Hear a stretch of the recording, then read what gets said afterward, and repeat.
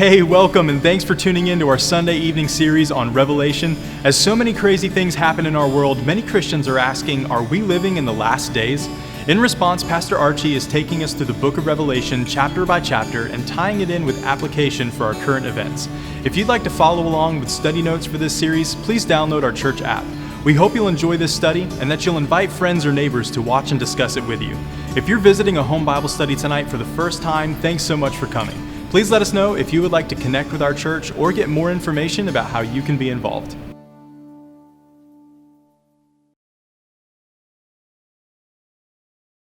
We now look at the second church that John wrote to in the Revelation that Jesus is directly talking to explain to them his view of the church, and it's the church at Smyrna.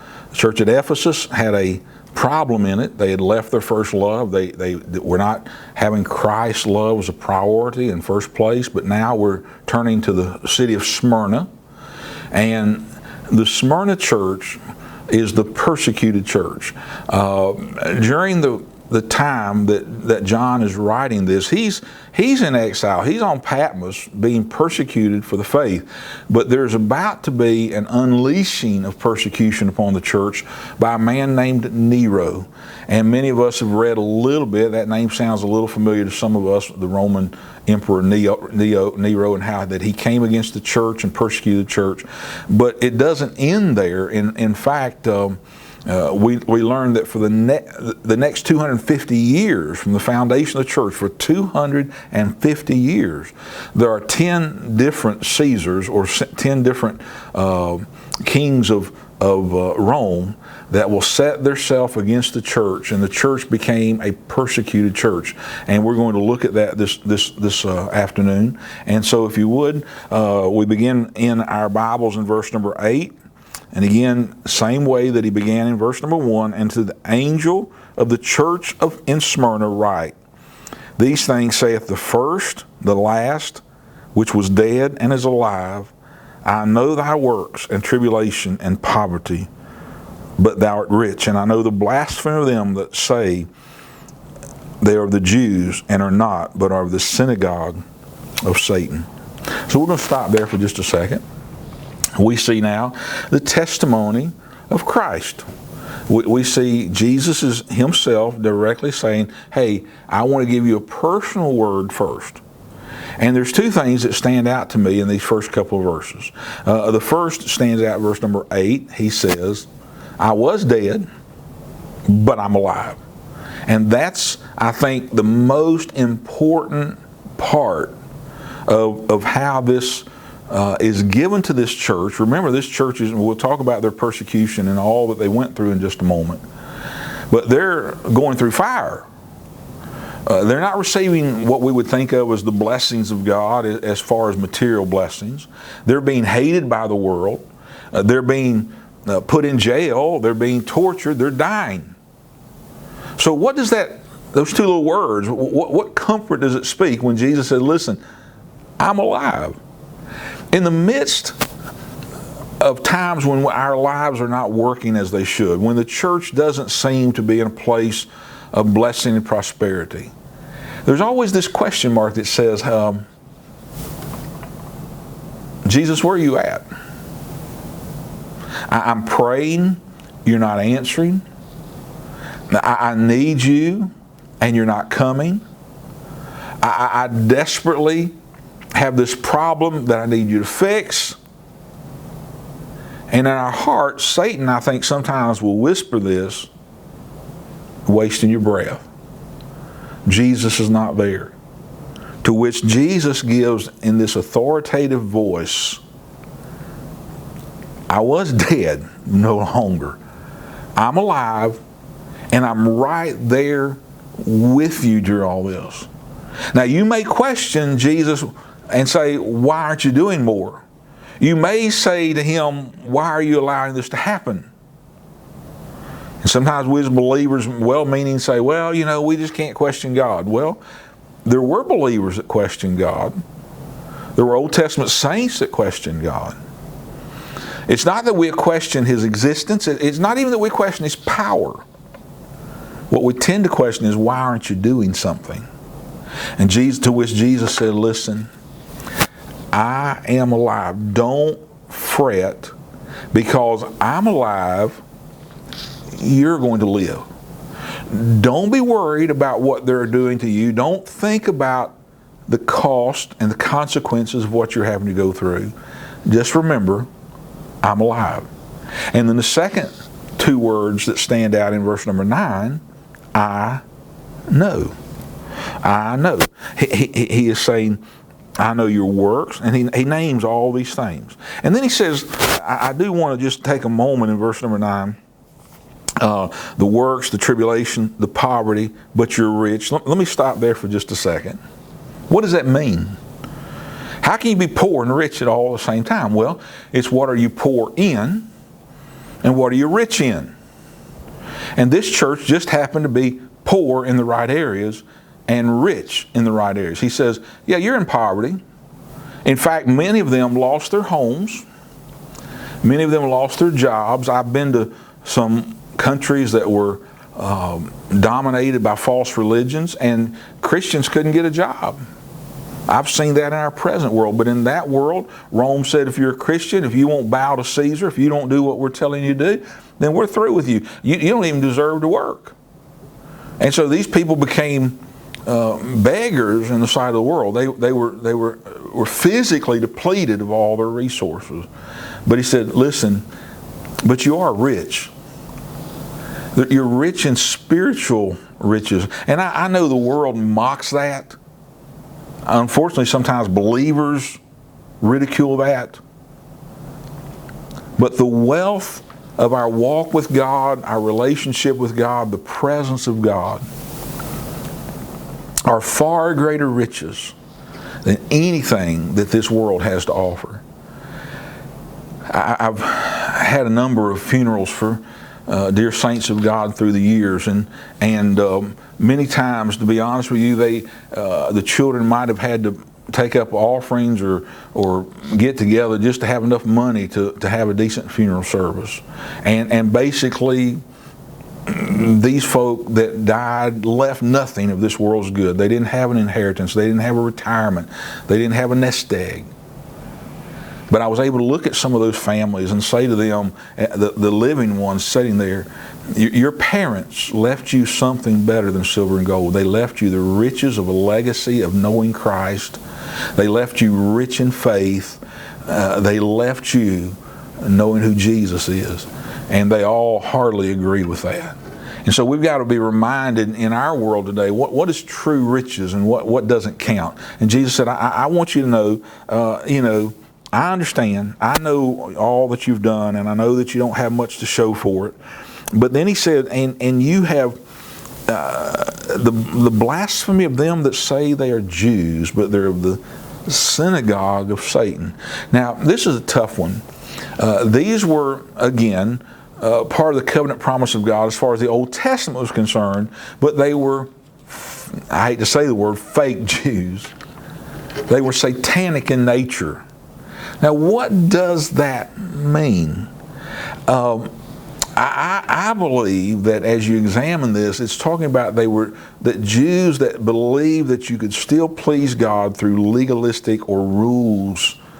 You could do things to honor God. You could do things to gain God's righteousness and through the keeping of the law. The Jews were also known for their ritualism. They, the washing of hands and the cleansing of this, that, or the other, or the keeping of this day or that day or this sacrament or the other. And he says, listen, those ritualistic, legalistic things, just because you say you're Jews and you're part of the covenant of Abraham and you're going to know all these things, that doesn't mean anything.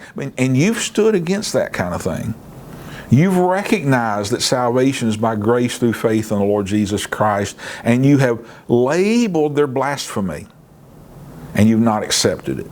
So he says, I know that. I know all of these things. Now we turn from the testimony of Christ in verse number 8 and first part of verse number 9. And now we're going to look at the tribulation of the church.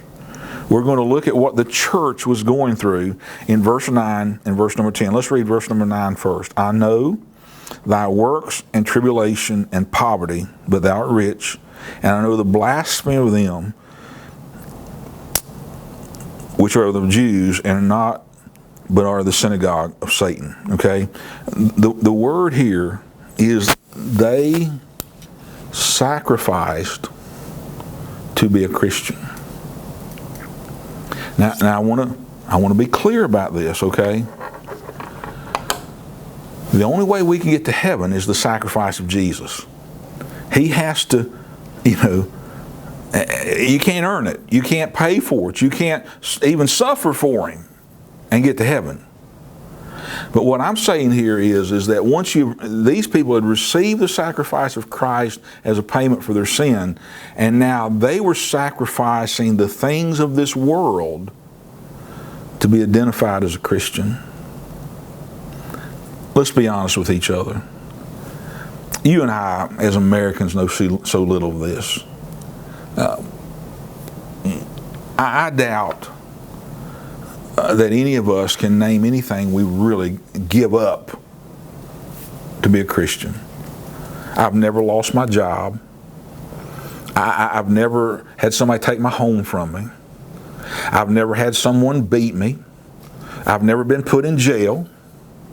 And that's true of the majority of Americans. We may look in our society today and say, well, I think that's coming, and I believe persecution is right, but we haven't gone through it.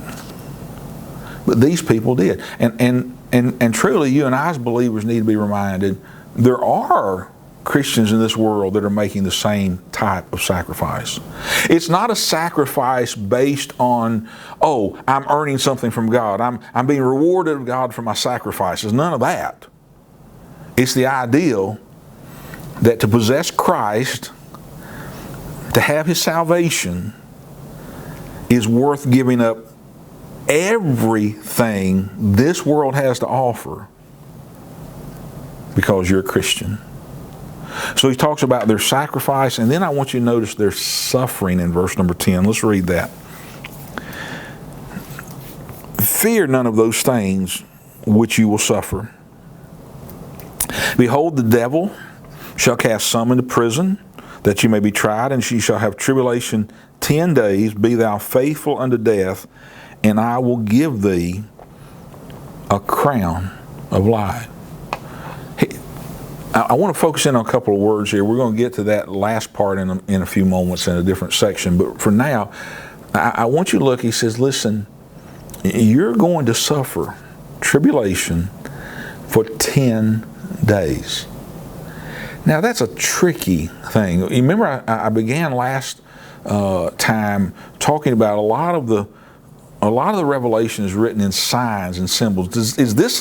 I believe this is one of those times, unfortunately, we cannot take the Scripture literally. What do you mean by that? I don't believe that you could say, okay, today is Monday, 10 days from now, you got to suffer for that long, and then it's going to be over with. There's something symbolic in this 10. Now, here's the interesting part that we already talked about in the introduction. There were 10 Caesars who persecuted the church. That may simply be a coincidence. It may not be exactly what John was saying, but it does make very, very common sense to think that. It was a 250-year period where 10 different Caesars would unleash everything they could against the Church of Jesus Christ. They were trying to wipe it out. They were trying to destroy Christianity. They would put them in prison. They would sew them up in skins of animals and have wild animals tear them apart. They'd put them in what we remember now as the Colosseums, where they would face oftentimes beating and death, and on and on. There's just no limit to the evil that was cast upon the Church of Jesus Christ. But in doing so, in trying to stomp it out, it only made the church stronger. It only spread the gospel. We read in the book of Acts that when the persecution came from Rome, they were scattered abroad to all these different regions and countries and cities. And as they went, what did they do? They told about the gospel that they possessed. And then somebody else would hear. And there was something dramatic and powerful that when you were willing to suffer and sacrifice and die even for what you believed in, then you believe in something that somebody else wants to latch hold of. We live in a world, people are rioting and, this is my cause and we're standing for this. But when you look at it, they're not dying for their cause. But Christians were willing to die for their faith.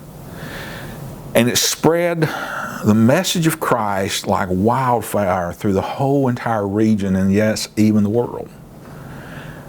And we look at it today, and I understand this. I'm a believer just like you. And we have often said, man, I hope persecution doesn't come to America. I hope I don't have to suffer and go to prison. I don't want to see my children suffer. None of us want that. But whereas this early church were poor in regards to the suffering and rich in the times of eternal reward, we have made the opposite. We're poor in spiritual things. We're poor in spiritual understanding, poor in our closeness and our walk with the Lord. Oh, we're rich as far as the world is concerned. We're the most prosperous nation on earth. I have more things than my mother and dad ever dreamed about having. We're prosperous as far as the world is concerned, but we are poor. We're in poverty as far as spiritual riches.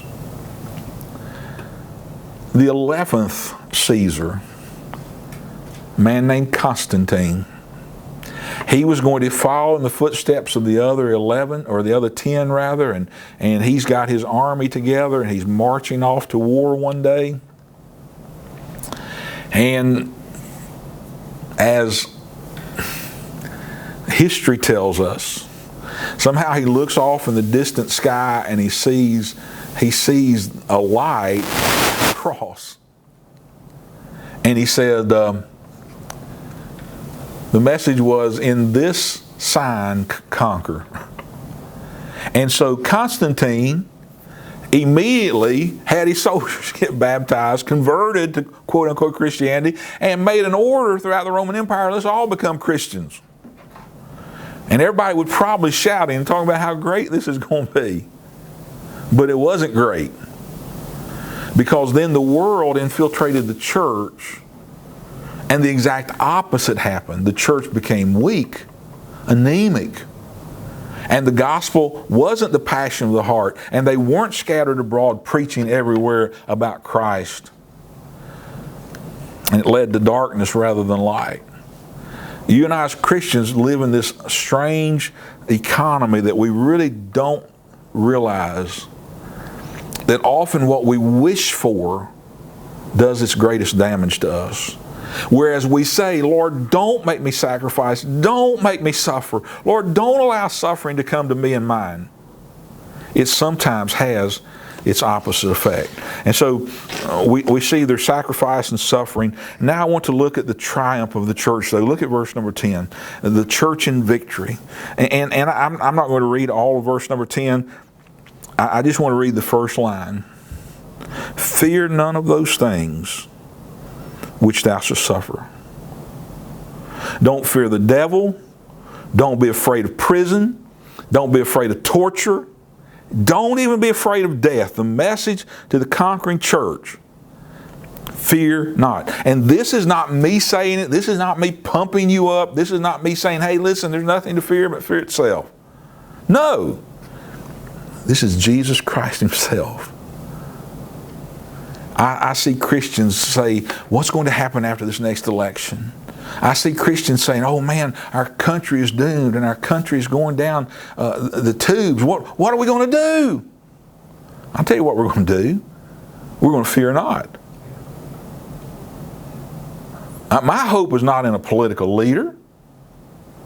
Don't be afraid. So this persecuted church, again, gives us some very practical lessons. Let me cover these 3 lessons and share a little bit of just what does this mean to us. All right, lesson number 1.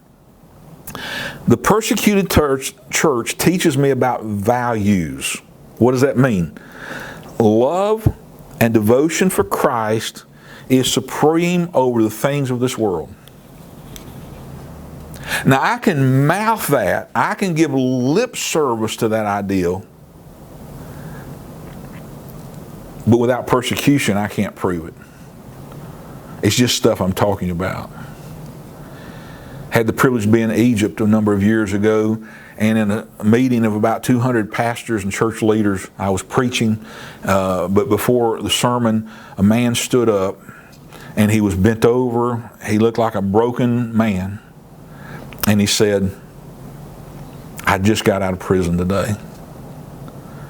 But he began to testify of the riches of his faith and the riches of Christ in that prison cell. And in that moment, I didn't envy him necessarily, but I thought, what a testimony. That should be me. And that should be you. The second valuable lesson is not just about our values, but about our motives. Would you serve Christ without blessing? There's a famous saying, and I don't mean this to be sacrilegious, but there's churches that go by this saying, it pays to serve God. Would you love God and serve God if you were in this case, where you had nothing to show for it but stripes and imprisonment? Oh, the motives. Listen, we say all the time, man, serve the Lord with a pure heart and serve the Lord with the right motive.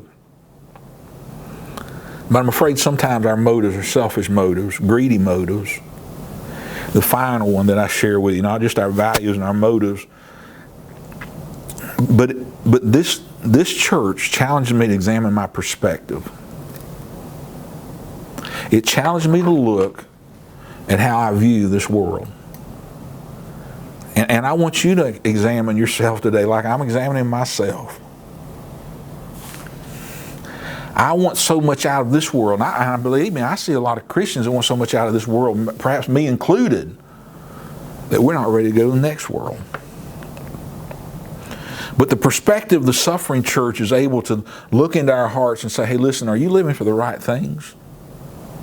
Or is your perspective that, oh, no, suffering's bad. Our nation is no longer a Christian nation. That's a horrible thing. Really? Or is it going to ignite the fires of revival that sends us and a witness for Christ out to a lost and dying world? Change our perspective about suffering. This is not a church we necessarily look at and envy. But man, what a powerful and valuable church Smyrna is to us today.